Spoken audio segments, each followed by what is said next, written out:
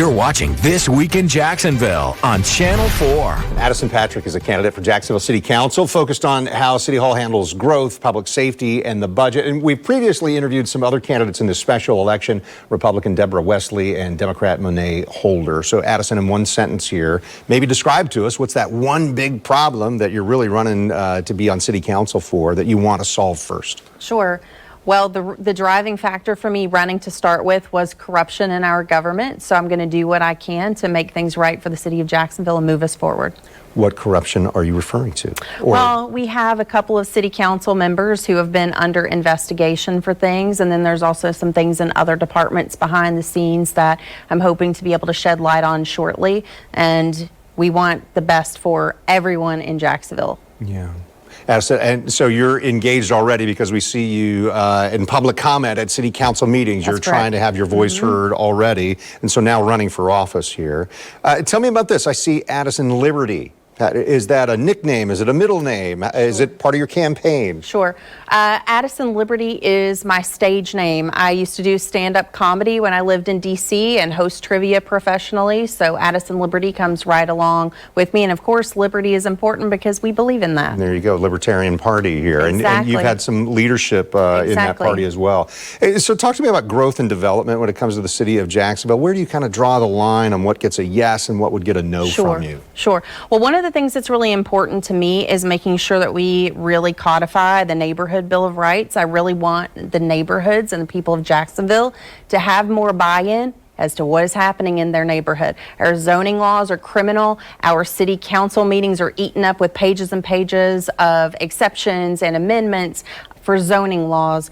And I just want to make all of those things a lot easier for people to understand. Do you think it's inappropriate the way it's done now, or is it just too complicated is maybe what you're saying? It is extremely complicated, and I also think that we need to simplify it.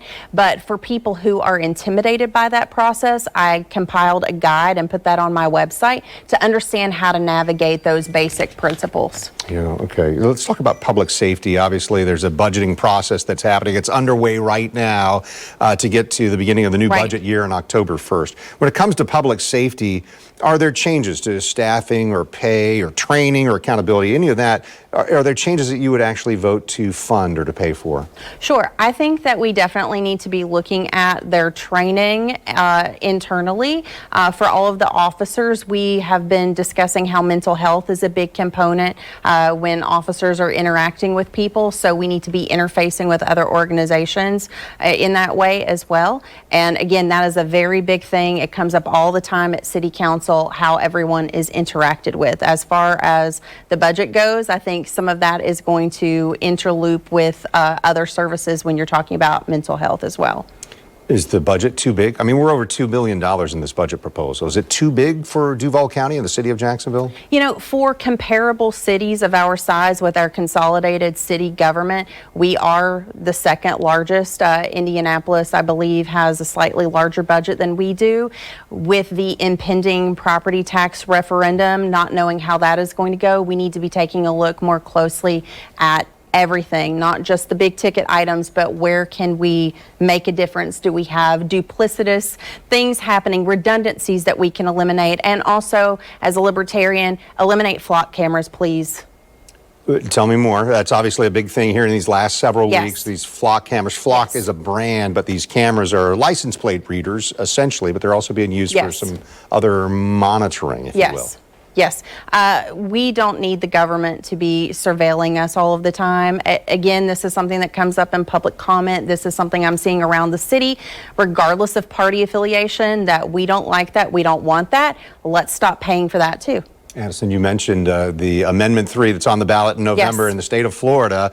Where do you stand on that? And is that a party line for libertarians that you feel this way, or is it a personal impression about what happens to property tax revenue for cities like Jacksonville? Sure. Well, when it comes to property or partisan lines, I'm an independent thinker and an independent voter.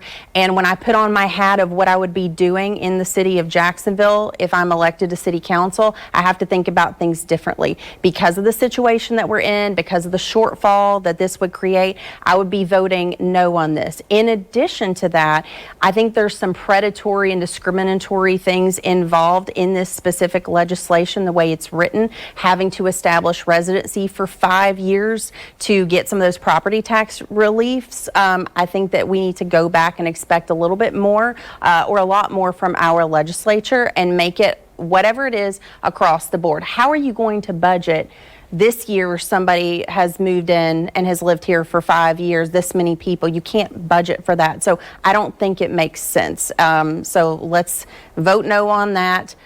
Ask for a better property tax relief.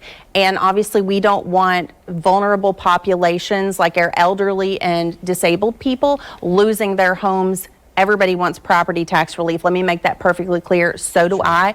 But this is going to pass along the burden to small businesses and renters to bear the brunt of that right now. So I don't like that at all. Such a big topic for everybody involved, whether you're running for office or not. But Addison Patrick, you are running for office, and we appreciate your time talking with us this morning. Thank you. Thank you.